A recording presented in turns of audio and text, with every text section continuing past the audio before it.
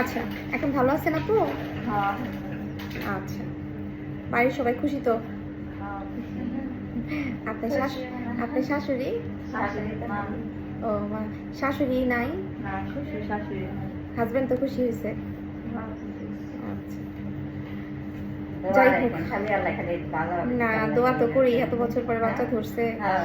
বিয়ে হয়েছে 10 বছর, 10-11 বছর না? তাই এটা আশা আছে এনে যাবো। হ্যাঁ। আপনাকে শান্তি করে দেবো। ইনশাল্লাহ শান্তি হবে, যেহেতু বাচ্চা ধরছে আল্লাহ ইনশাল্লাহ শান্তি দিবে।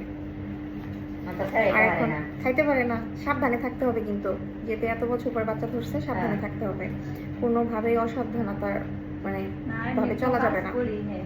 একটু রান্না-বান্না কাজ করি। রান্না তাও বান্না এক কাজ সপ্তাহ বাপের বাড়ি থেকে এসেছি।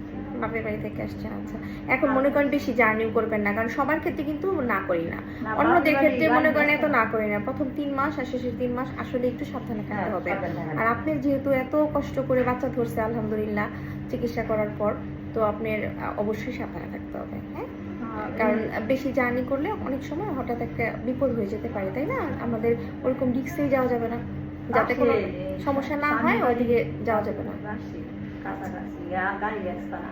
আচ্ছা আচ্ছা, ঠিক আছে। আধা রাস্তায়, ওকে তার কথা মানে 10 মিনিট লাগে। ও হ্যাঁ, তো লাগে না। আচ্ছা, যাবার কবে লাগে?